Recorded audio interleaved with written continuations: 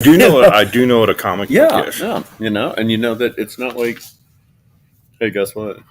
Wow, wow. Oh, look at that. Whoops, that tore. All right. Yeah. All right. Welcome, Okay. traders. We Hi, are traders. live at Black Cat Comics. Yeah, we are. Everything's Late, Nobody Dies, episode number 33. How come that's doing that? I don't know. Oh. I don't know. I don't know. That is our Whatnot feed. So if you're watching us on Whatnot, there are some buy it now things in there. You can feel free to do that. We do it mostly because we just like talking and seeming like we know what we're talking about. Yeah, we like that. Yeah, we like that a We lot. both like that very much. Yeah. The show also streams live every Thursday on YouTube, Facebook, Twitch, and what's the other one? Twitter. Well, careful. Twitter. Twitter louder. Yeah. Yes. And then I do re-upload it to other places. So P-Hub? No. not yet anyway. Not yet. Well, all right. I mean, whatever it takes to make a buck, right? Oh, there you go.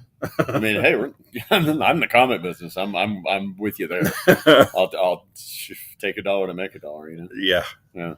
So one of the things that I like doing with our format is like we used to I used to give you an idea of what we wanted to talk about, and then give you a couple days to prepare. I like just hitting you out of the blue with stuff. Many people like to hit me out of the blue, and many would like to hit me out of the blue. So I had actually thought about discussing, and we've hit on in the past Marvel movies and pop culture and influence of the books and pop culture, things like that. And then yesterday, when we were in here, we got into a long discussion with one of the younger collectors. Oh yeah, our youngin. Yeah, our youngin. Our protege. Yeah. Protege.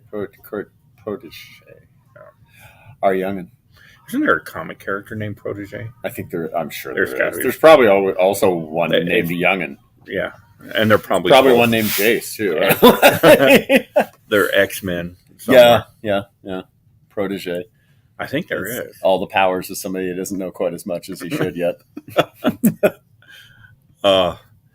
So the subject that we got on, and please feel free to chime in if you're watching the live stream,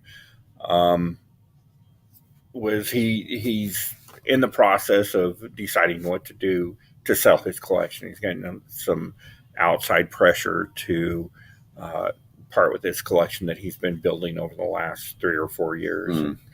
And he's young, and I mean, he's got a girlfriend, but young and single, no kids.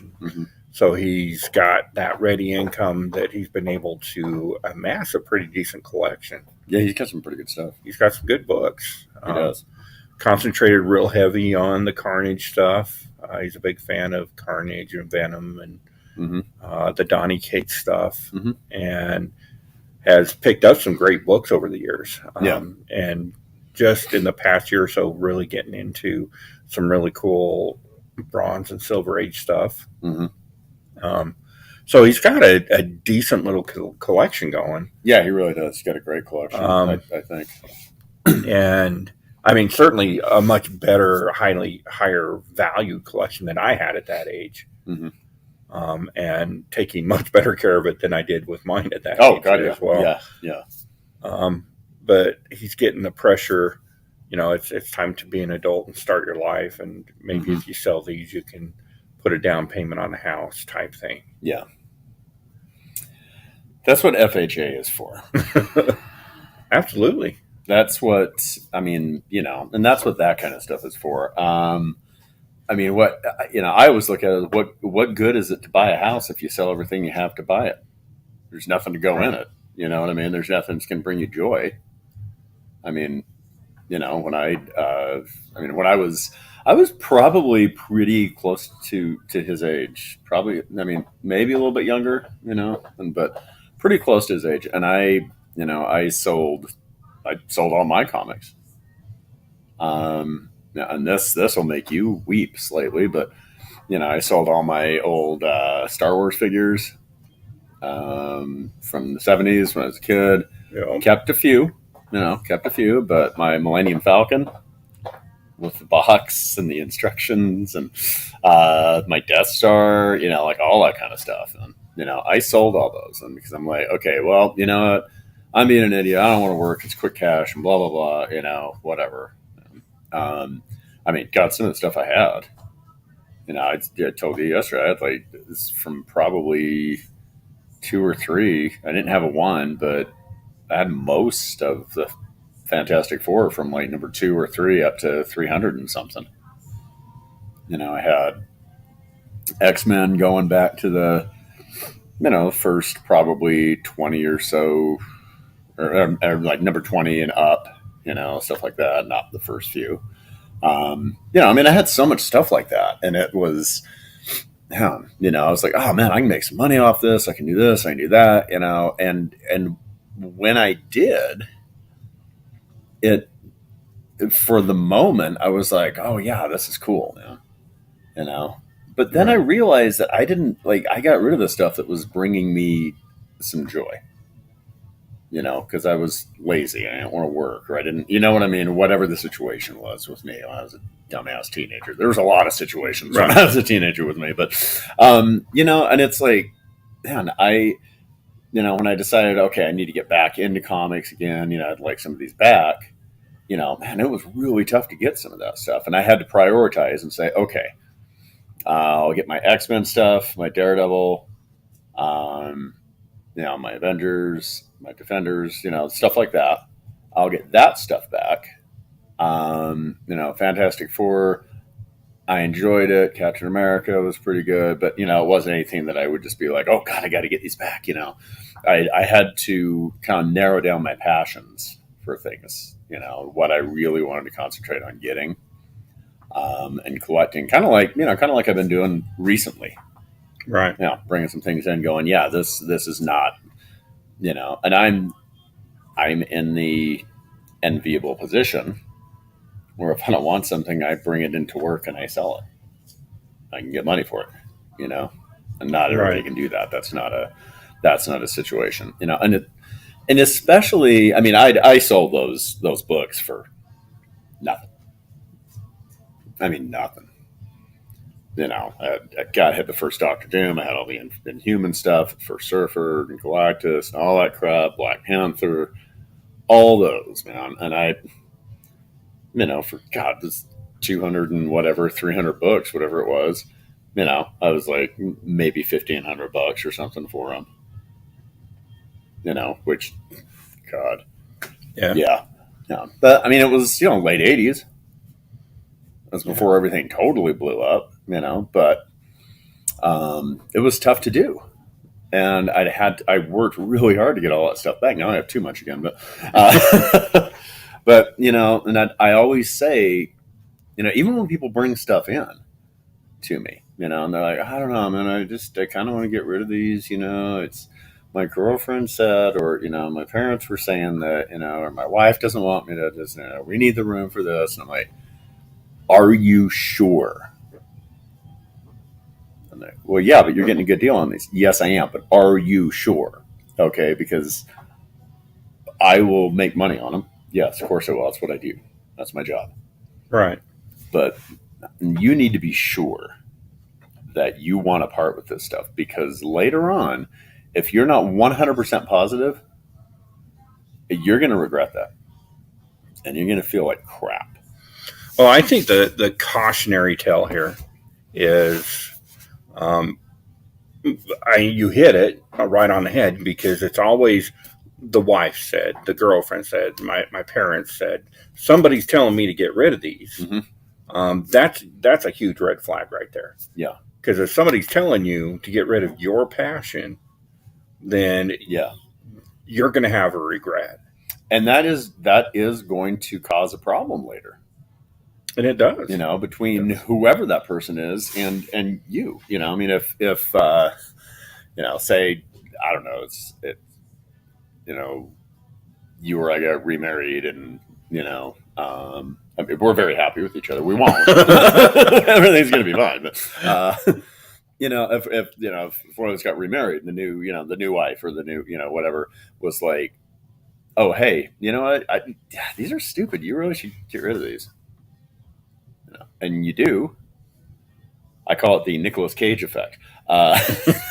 You do. And then if that doesn't work out, a couple years later, you've got no collection, you've got no passion for it, you got no new wife, you got right. Nothing, and you're mad, and you're a bitter dude. Yeah, and then you just start tweeting things that you'll regret later that'll hurt your career.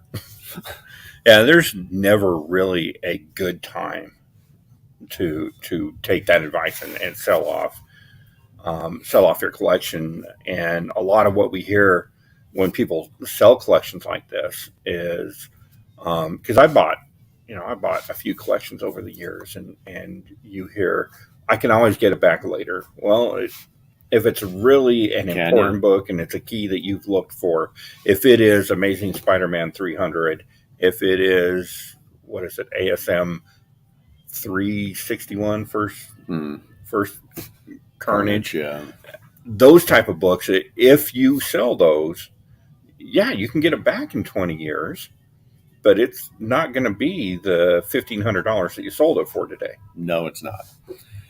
And it is a very bad time to be selling stuff now. It's a horrible time. I mean, people will bring stuff in, and I can't give them that much. Right. The industry is not healthy enough for me to be paying top dollar right now. It just isn't. Right. I mean, and I get people bringing stuff in, and they're like, hey, here's this box. What'll you give me for this box? And then I saw this on eBay, and I'm like, no, just don't even start with that. Don't even begin. That is not even a conversation starter. Right. Okay. And it's, I always say, if you think you can sell it for that much on eBay, I would just take it home and list it on eBay. Right. Well, and what people don't understand, and we do see this a lot. I watch a lot of Pawn Stars and that kind of stuff. I do too, because they tell Pawn. Yes, Pawn Stars. Sorry, Pawn Stars. Sorry about that. Also in Vegas, but a different thing. I gotta have to tell you my Vegas porn store. Anyway. Oh, but people will come in, and I get calls all the time and messages from regular customers that come to me, and they're like, how much is this worth? What can I get for it, or whatever? I saw one just like it selling on eBay for $150. Well, what you have to realize is that you looked it up on eBay, and you saw a sell from 3 weeks ago that was $150, and we're in a market that's going down. I got to look at what I'm going to get within 90 days. Mm-hmm. So my projection is 90 days forward. Yeah. You're looking 3 weeks back. Right. So with the market going down, what sold for $150 three weeks ago on eBay, in the next 90 days is going to be selling for $15-$20. And that's why I have to look at. Exactly why I think market value is garbage. Yeah.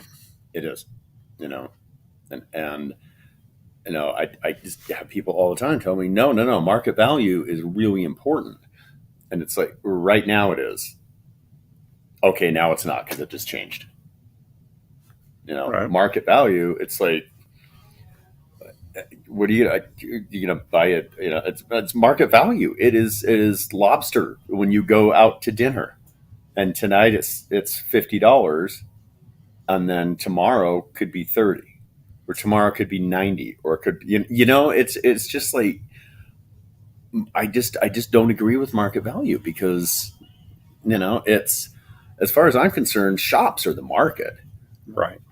And the price guide is the value.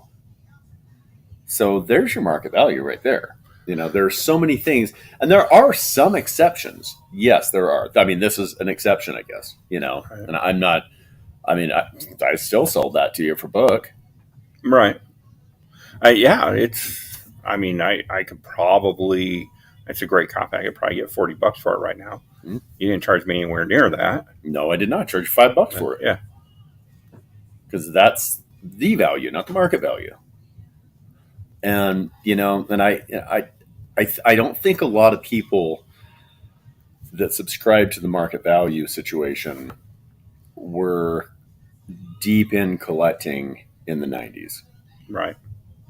I've seen, today's market value on Key Collector and things like that is the 90s Wizard and Hero Illustrated. That's all it is. And you can manipulate that. You can change it any way you want, anytime you want. Anytime. I've got, I was just saying, Exterminator's book is really, really good. It's really fun. It's a great book. And I've only read a couple issues of it, but it's only a 5-issue series. But, I'm like, oh my God, yeah, this is so cool. It's so fun. Nobody's reading it. Right. So I guess nobody's ordering the last one. So what can I do? Should I put number 5 on eBay, for $40 and say it was under ordered? And then give you $5 to buy it? And then you give me that money back. And then all of a sudden we say, oh, look, Key Collector said it sold for $50. And then, by God, look what I just did. I manipulated the market value. It's no different than what they did in Wizard. Right. In Wizard, they would ask retailers, how much you selling these for? And, somebody could just say like, oh yeah, this is going for a ton of money because I have 50 copies of it that I can't dump. So, Youngblood number 1 is $40. And they'll be like, oh God, Youngblood number 1 is $40. And the next Wizard will come out and they'll say Youngblood number 1, $40. Then people will be scrambling because it's the hot book of the month. And then they'll come in and they'll buy them for $40. And then the next week, they'll be like, how much you selling Youngblood for? And we're like, well, we sold most of them, but we're trying to get rid of the rest of them. So I don't know, $5. So then all these people bought them for $40. They're like, what the hell are we going to do with these? And then they bring them into me, 30 years later and get pissed off because I won't give them anything for it. Right. And that's the danger of market value. I think market value only hurts the hobby. I think fair market value, and we discuss fair market value a lot between the two of us, because you are an Overstreet diehard. You're like, the book says this, that, yes, and that's how you price in your store. Yeah. And because of the nature of what I do, I have to look at fair market value, what something is currently being sold for. Well, we're different businesses. Right. Different business models for the same industry. Right. So, of course, it's going to be different. And because what I have to do is I have to say, your book that you're sending me is worth this based on fair market value. That's what we're insuring it for. Yeah. It doesn't matter what Overstreet says. It matters what I can replace it for today. Yeah, exactly. If something happens to that book.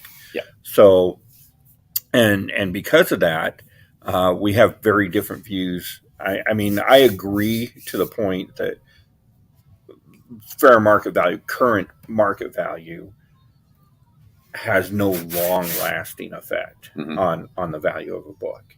Yeah. Really, artwork, story, all that stuff that mattered in the 70s and 80s, that's still there.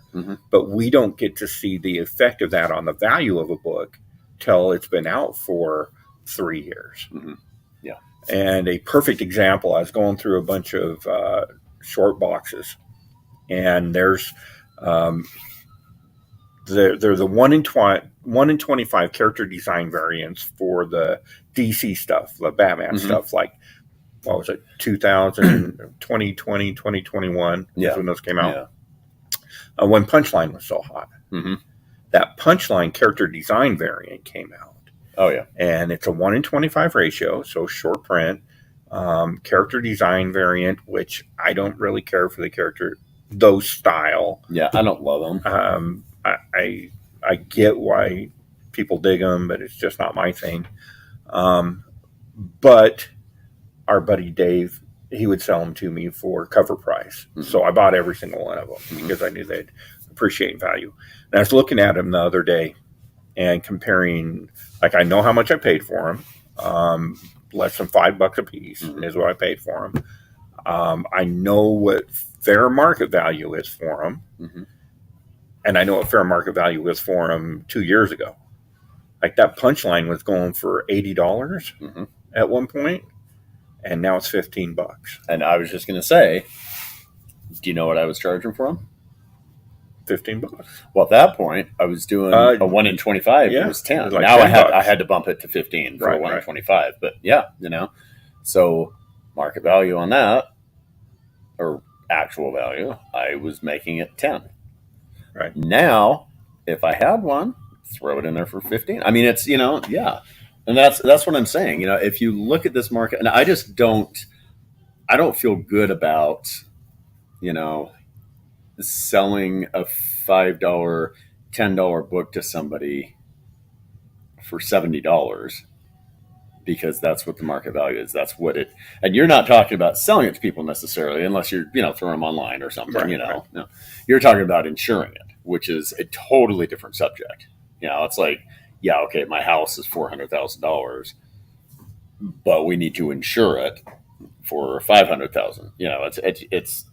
It's a different situation. I Right. understand that, and that's why something like that, it has great value, and it's but I mean that's what, like you said, 2-3 years ago, and now that has come back around to be exactly what I would sell it for. Right. And there are a few outliers that we've discussed. The Spawn number 1 Mm-hmm. is grossly, in my opinion, grossly overvalued. Absolutely. It's a great book. It's an important book for the historical importance of the book for the community. Right. Yeah. Spectacular artwork, but it really should never be raw and perfect condition more than $30. Yeah, I don't think so either. Ever. No. And it's, I mean, and if it's slabbed, I don't think it should be more than 50. Right. I mean, I don't think it should be $40-$50 to slap a book. Yeah, I don't understand that. It should not be. It's a business model where they're just making tons of cash. Yeah. And I understand that it is a business. I get that. I'm not going to be the guy that's like, sitting in the middle of my retail store saying that capitalism sucks, because that's what I do. Everybody does to an extent. Over capitalism, yeah, it's a problem. Under capitalism, yeah, it could be a problem. You know what I mean? But it's like, it's just how we live our daily life. And I'm not saying they don't have a right to make money off of that, because they do, and they are, providing a service. I think their service is a bit iffy sometimes. Right. I mean, I've had people, do a pre-screen, got rejected, and then resend it with the same pre-screen, same book, and they slabbed it. Right. It is subjective. That is not gospel. CGC is not the law. It's not the Bible. You know what I mean? It's just somebody looking at it just like you or I would and giving their opinion, then printing their opinion, putting it in a $5 case.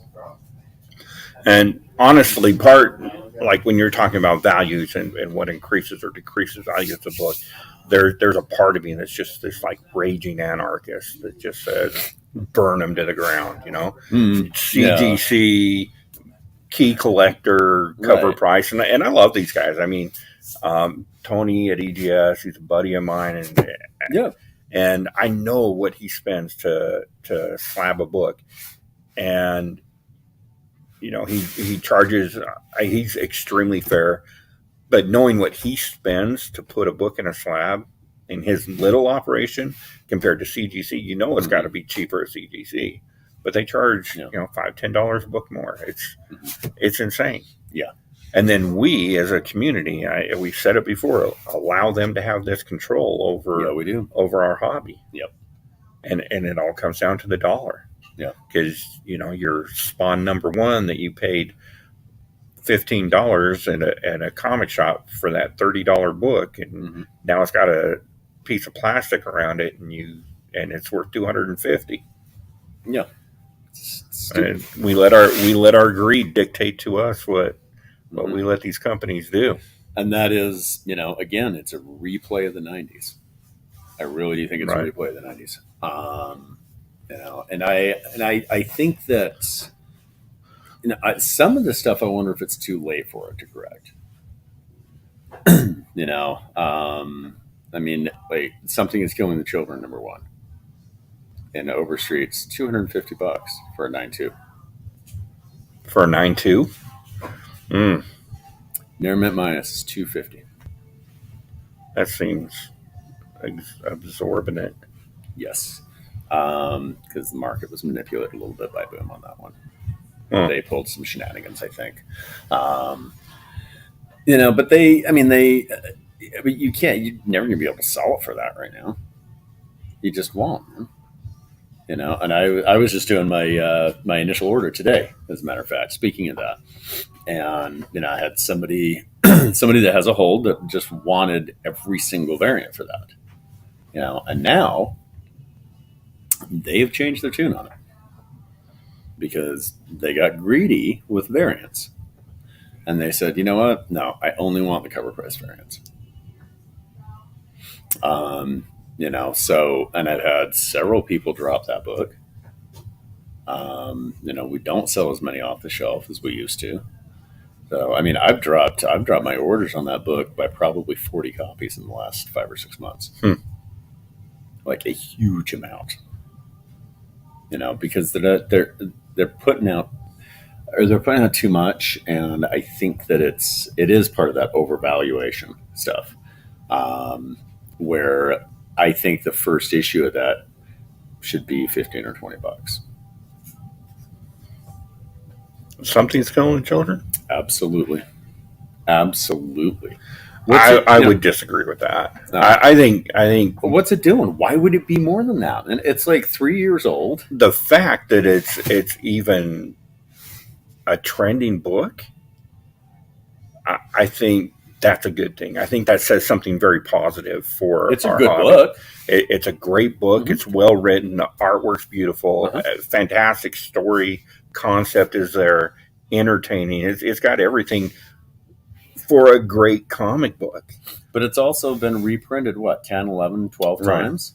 But you can get your hands on it. Not a first printing. Sure you can. And they're out there. Yeah. But it's not like Turok. No, it's not, because no. I just don't think it should be any more than that. It's only a couple of years old. It hasn't proven itself yet. I think realistically, $75 for that book. I still think that's too much. I think that's fair and reasonable, just because, if for no other reason, it's a book that's running without a tie to a movie, or without any of the extra BS. Well, no, it's been optioned. I love that. It's been optioned. They talked about a series. They've got this. They've got that. Exactly. So, and that's what drives prices up now. And that's why I say I wonder if it's too late for some corrections, because if Overstreet's got it for that much, it's not like the next Overstreet's going to come out and they're going to be like, yeah, you know what, it should be $50, and they're not going to take $200 off the value. It's there. Part of the issue that we have, I get it, issue, yeah, and this is created as a problem by us on this side of the counter. It's not the shop owners. It's us. We want whatever we see that's cool and we like. We want that to be valuable. Yeah, your squirrels were shiny things. Yeah, and I like that too, because I have to separate. Yeah. Right. No, you as a collector. Yeah, I get all my stuff on Tuesdays and get everything ready to go, and I put them all in a box.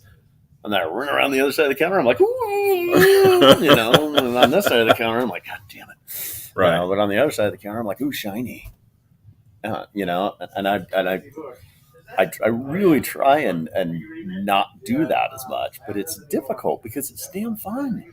But we don't know how to manage our expectations as collectors. That is true. Most collectors in my opinion, most collectors read maybe a dozen books a month, maybe. And I mean, I don't read anywhere near that at this point. I just have fallen off on my reading a lot. But at my height, I was doing, and this is what I do. I mean, I do comics professionally.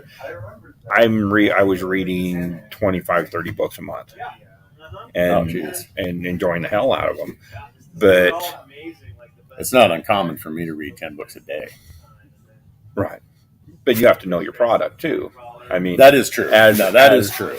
As a collector, as a hobbyist.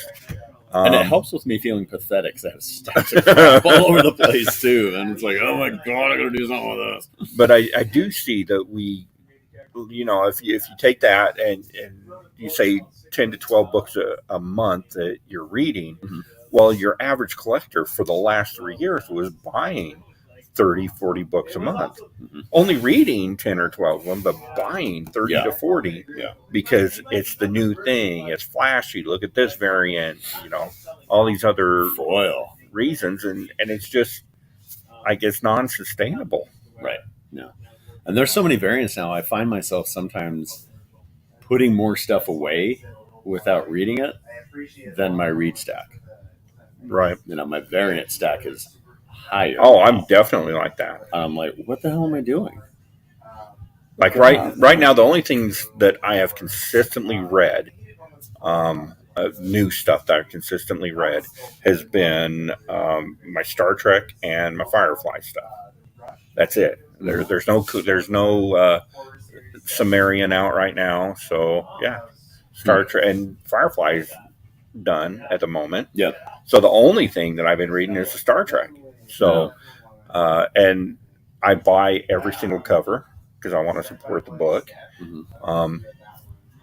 So I read one copy, I put 3 away. Yeah. Well, and it's also, causing, I think, a problem with like the relationship of some customers to retailers.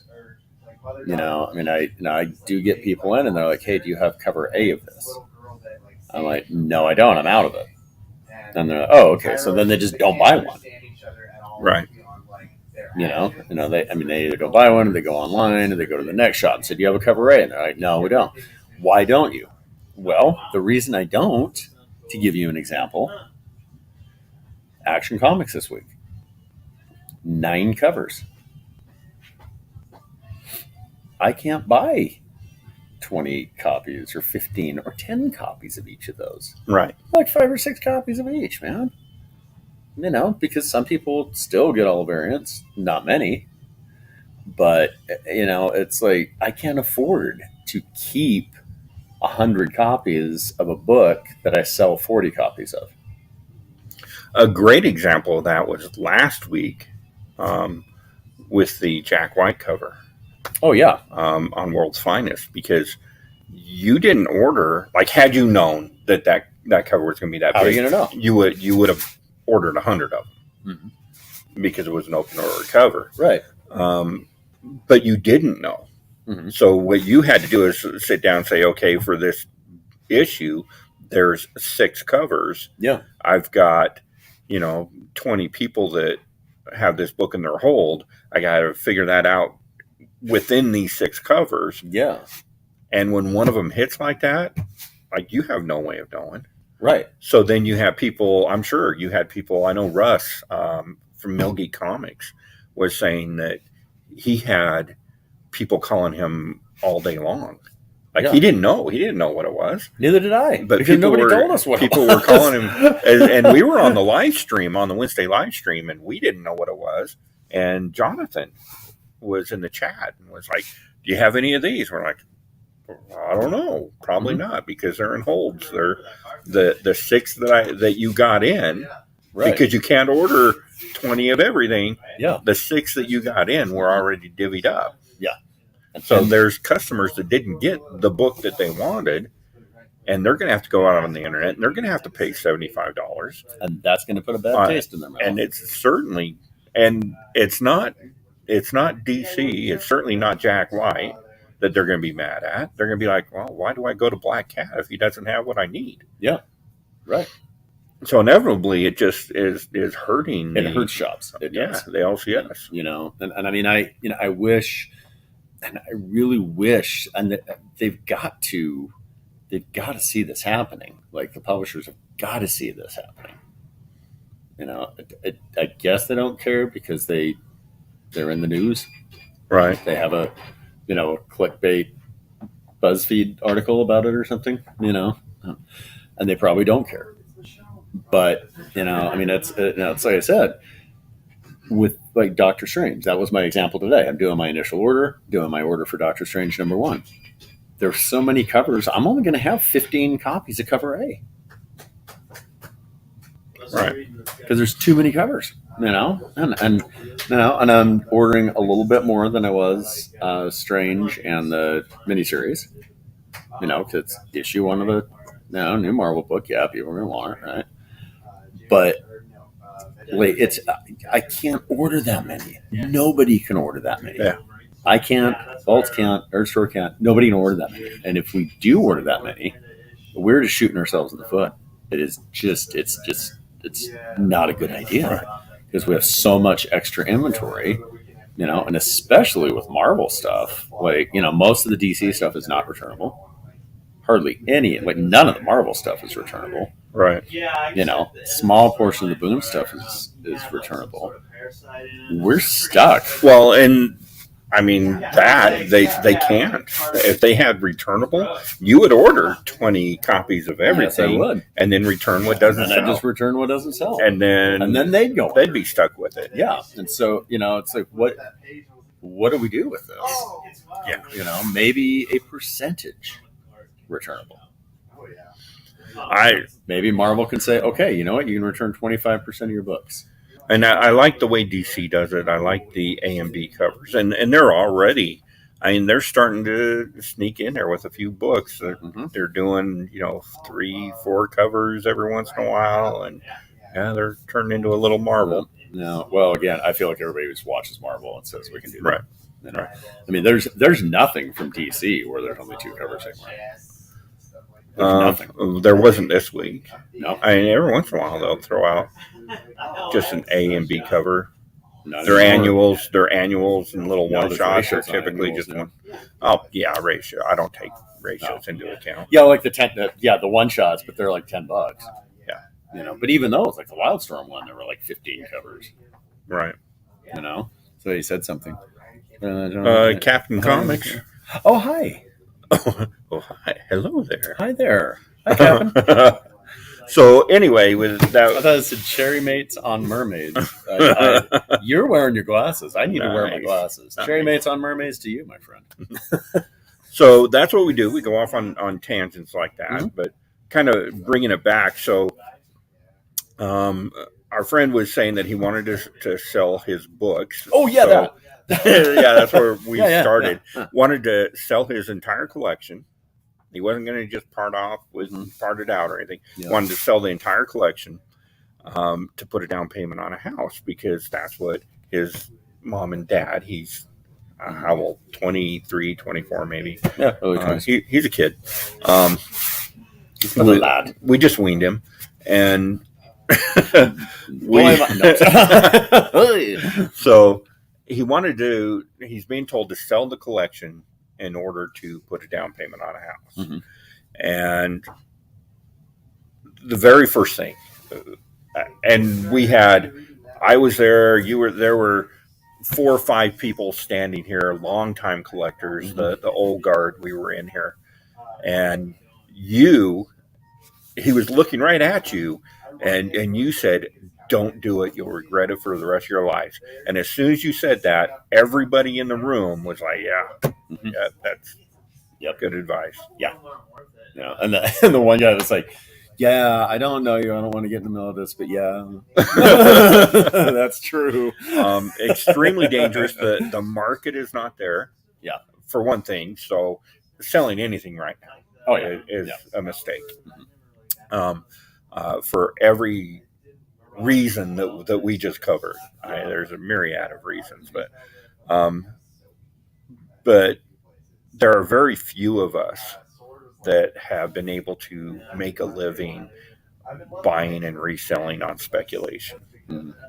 And truth be told, I have not lost money in the speculation market, but if it weren't for my pressing business, Mm-hmm. I would have gone under selling comics. Yeah. Because that's what pays the bills. So whatever money I make in flipping books Mm-hmm. and making those deals, that money goes back into comic books. I've got a great collection to show for it. But yeah, if you're buying money to resell and you do not have a brick and mortar retail location or a very expensive online presence, Yeah. you're not making a living at selling comics. Yeah. You're just not. It's just, yeah, it isn't going to happen. I mean, and I had a guy, the other day that brought in, several short boxes, and I was like, man, he said, yeah, I got these in a storage unit. I buy storage units, and for the most part, if there's comics in a storage unit that have been left there, they've been left there for a reason. Very true. Nobody is going to leave $1 million comic in a storage unit and walk away from it, unless they were in a huge gunfight and there were like 30, 40 people, falling off roofs and, and all that kind of stuff. And then they accidentally, they caught one. I can't make it to a storage unit. Yeah. And then somebody buys it for $1,000, But the guy, a guy brings this stuff in. That was a specific example. Yeah. This guy brings them in, and I said, I mean, any shop would give you maybe $100 for these. You'd be doing well. Yeah. Like $25 a short box, man. It's mostly newer stuff. There is some stuff that's pretty decent, that I could sell. I wouldn't give any more than 100. And I don't think any other shop would either. I mean, I know if Dave was still up there and they took it up there, he'd be like, nah, go talk to Greg. Yeah. So, and he walked out and he was like, he comes back in and he goes, I just don't want to deal with this shit. I don't want to deal with it. Would you give me $100? He said, yeah, I'll give you $100. So we brought him in. I mean, it's just, it's like I looked him up on eBay and I know that's not a price, but I know you have to put each one up there and you have to take pictures and then you have to ship it and then you have to do it. It's just not worth it. I don't want to do it. Right. Well, and so when you're in that position that Jace is in, the options are you can do the work yourself, which he doesn't have the infrastructure for. Right. He doesn't have the knowledge and the self-taught, that education for it. Well, he doesn't have 600 sales on eBay because that's the only time that anybody's ever going to buy anything. Very true. It's like the old thing. I need a job. Oh, okay. Well, you don't have any experience. Well, how do I get experience? Well, you need to get a job. Right. Well, how can I get feedback if I don't sell anything? Yeah. You need that. But his options are to either do it himself, which he doesn't have the time, the resources, the energy to do. You wouldn't. Or, quite honestly, in his case, the want, because he doesn't want to get rid of them. Yeah. So there's that too. But that's one option. Or he can sell to you, a store that can maximize the retail value of those books. Mm-hmm. But you can do that because you're set up to do that. Right. Exactly. Or he could sell to a flipper. He could sell them to Dave. And Dave could maximize what he can get for him on eBay and Mercari and whatnot.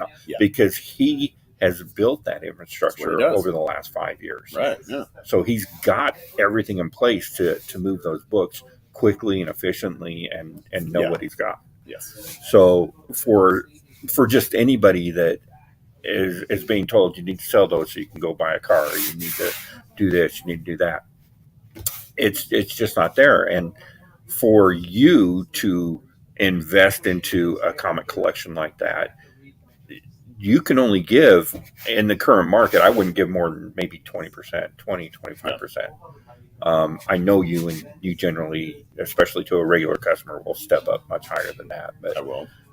For somebody in my position, 20, 25%, about where a couple of the other flippers land. Dave can afford to go a little bit higher, so he does a little bit better. Yeah. But most of the stores around here, at best, you're looking at 40% maybe. At best, yeah. Yeah. And it's, I mean, I have a rule that I pretty much stand by. There are some exceptions, but I've got a rule that I stand by pretty firmly. That is, I need to double that in a week. What I put into it, I need to double that in a week. Right. And if I can't do that, it's not worth it for me to do. And again, it's not market value stuff. It's real value. It's what I can get for these things. And if I buy $100 worth of books within a week, man, I need $200 because that's how that works. And I paid $800-900 for a collection. I need to make a couple grand out of that within a couple of weeks. That needs to happen. And that's just the retail business, but I mean, I that's why I would feel bad about that situation, because I know, he's been coming in here for several years. Right. He's a great kid. He's a nice guy. He's got, one of the best hearts that I've seen in a person. And I know I've taken a lot of hearts out of people. I've done a lot of, back alley surgeries. It's one of the nicest hearts I've ever held. That's correct. But I mean, I would kind of feel bad.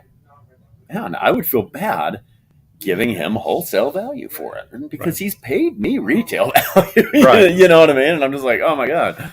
So it's like, well, I guess, I don't know.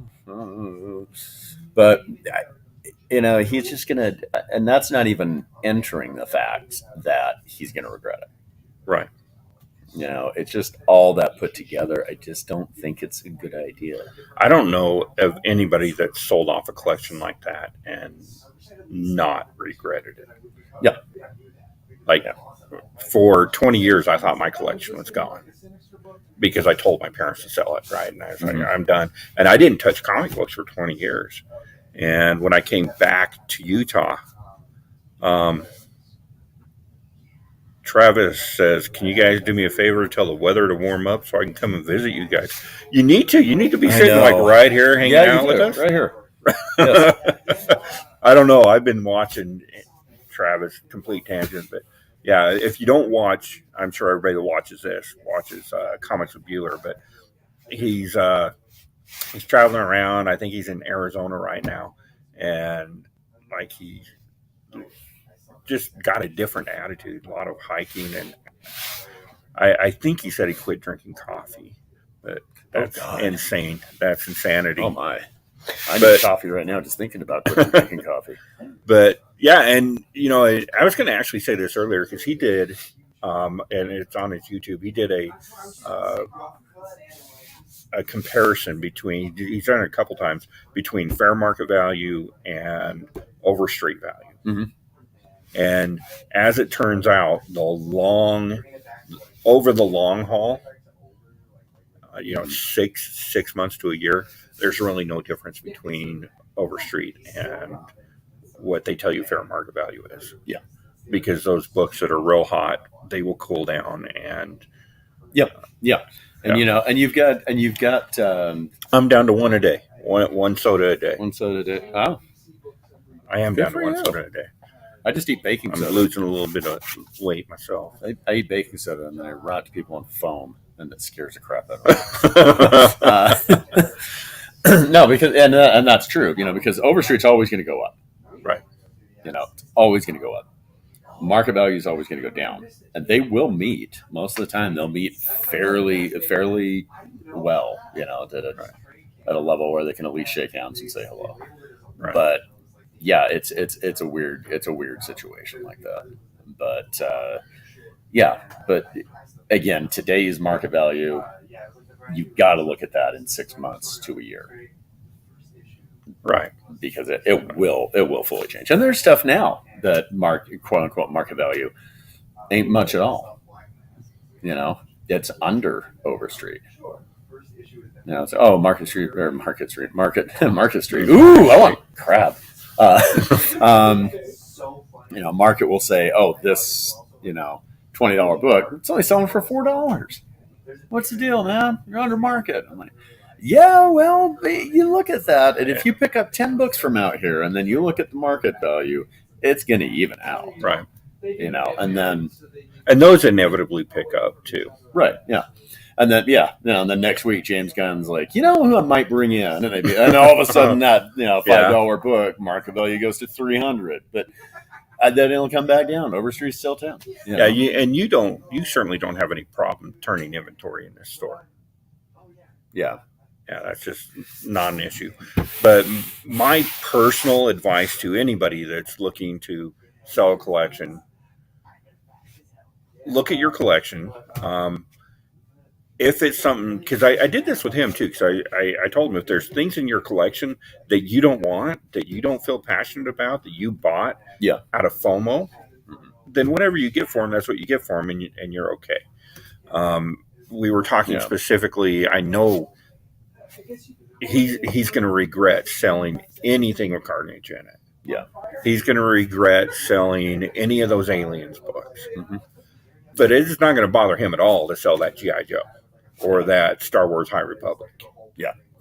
And he can get a couple bucks for them. So, whatever. It is what it is. Jesse, I rarely look at OS.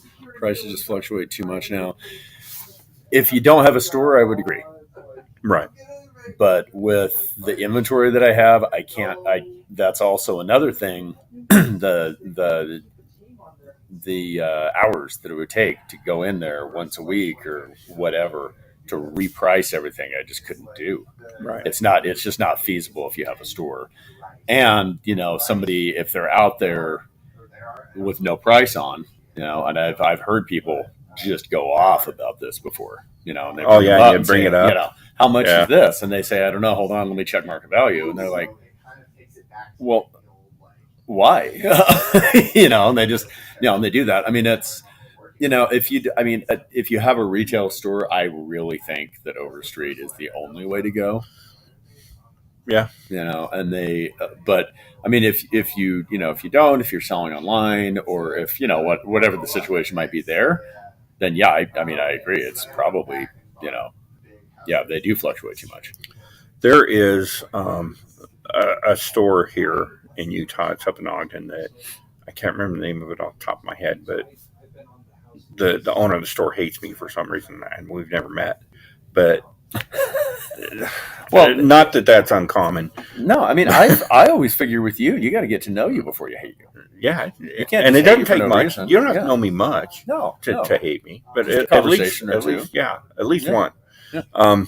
But he recently, it was during the shutdown for the pandemic when he reopened, he actually had signs up that the market is moving so fast that all prices or all books will be priced at the register. I saw that, yeah.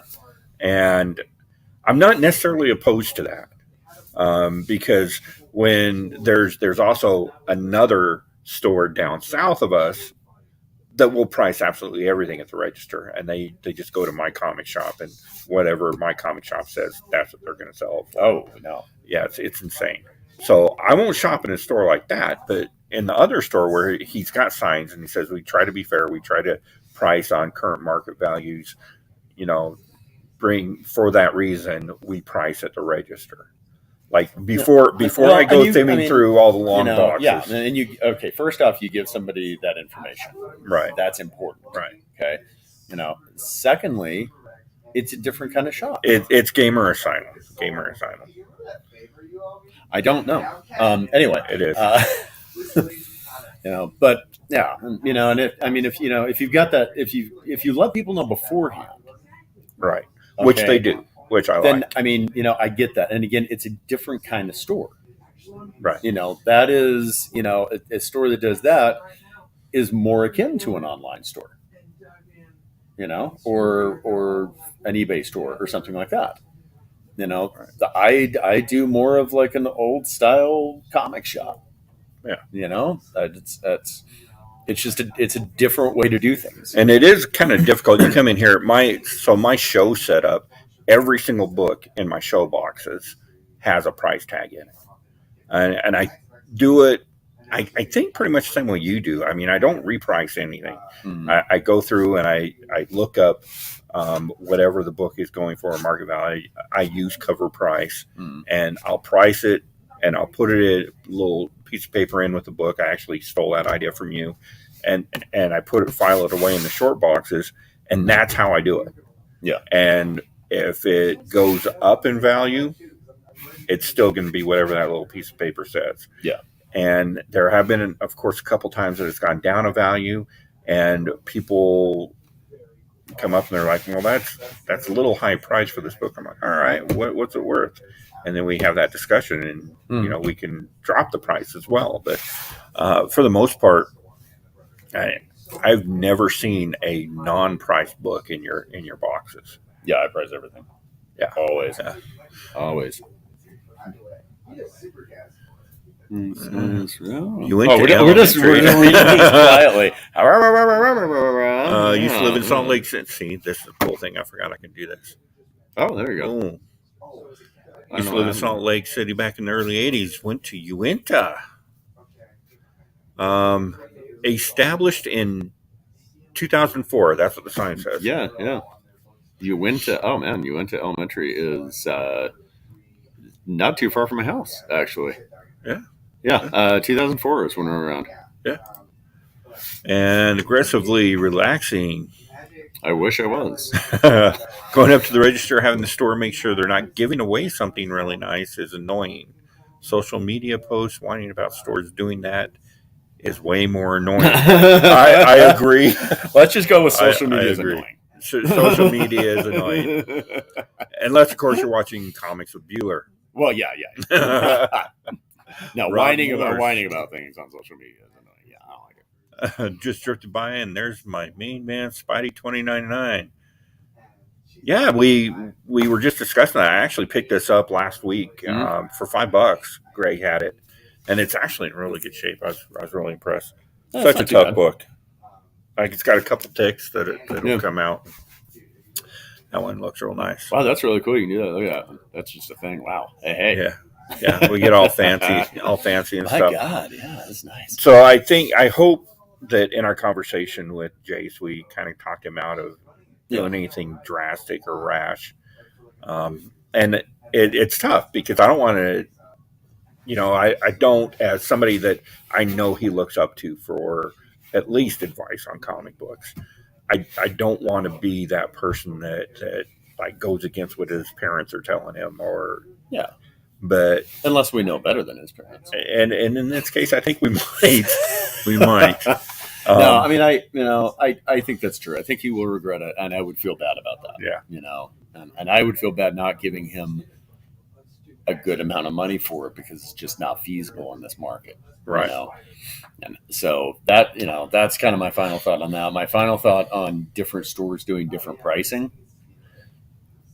Like I said, we're all different stores. We all do stuff a different way. Right. And I'm not saying that one person's wrong and one person's right. All I'm saying is that this is the way I do it. If it works for you, then that's awesome. Shop here. I'd love to see it. Love your business. If this doesn't work for you and there's another shop that prices it a different way that works for you, by all means, go there. Just buy comics. Just try and keep this stuff alive. I do think it's funny that we've got in the Salt Lake area 3 major LCSs. Mm-hmm. 2 of them are owned by the same owners. Mm-hmm. And then we've got Black Cat, of course, and all 3 stores have completely different pricing structures. Yeah. Like completely different. Mm-hmm. Like the way you do it here is completely different than how they do it at Volts, mm-hmm. which is completely different than the Nerd Store. All mm-hmm. completely different. Yeah. Which is coincidentally completely different than how Big John does it down in where is he, Clearfield? Yeah, which is completely different than how Dave used to do it at Volts. Volts is pretty much the same. Is it really? Yeah, they really have not changed much. Oh, okay. I actually went in there after I left here. I went up there, talked to Jeff, and he was on the phone, so I was playing around in the quarter box. He's got like. I hope you were looking at books. You weren't just playing around. No, I was playing around like there. Dumped the books out. Yeah, I got out my cars. Yeah. It was really cool. Sat in the middle of it. But he has, I shit you not, 150 copies of Turok #1. I bought 4 copies, and I was going to bring one in today, and I forgot. Oh my god! Yeah, you can use those. Rip that off the cover and use it to clear the snow off your windshield. Yeah. And back to Travis. Yeah, we're really trying to make it warmer. Sorry, Kat said that she would try. She put it in order, so we'll see what we can do. Yeah, but yeah, it was insane. Turok #1. Turok. Oh my god! All right, that's it. There. It was shocking that Dr. Volts kept the same pricing when it was sold. I've actually heard that a lot, and having the conversations with the owners. It's really not shocking at all. People were expecting them to go to that fair market value pricing that they have at the nerd store, and it's a different store. Yeah, it's a different clientele. It's a different environment completely. So, well, and you can't. I mean, it's different parts. It's different parts of the city. It's different. Right. It's a different clientele. I mean, one's in a mall for crying out loud. Yeah. Right. I mean, and they sell T-shirts. Yeah. Cool T-shirts, but they sell T-shirts. Yeah. They sell a lot of other things besides comics. I was going to say they sold me this belt, but I'm not wearing a belt. Yeah. Yeah. Yeah, I know. I was going to talk to you about that. All right. So, for anybody that needs to know, we do. We're going to wrap this up. We do come to you twice a week from Black Hat Comics. Wednesdays we come in at. What time am I here? 10:30 in the morning, and we look at all the books, the new books that are out for the day. And so greet the UPS guy. guy. It's all fun. So if you want to know what new books are out, tune in every Wednesday morning at 10:30, and we run down the wall. I show you all the variants. Greg shows us what his picks are for the week. We got a bunch of cool stuff, and you'll be informed that way.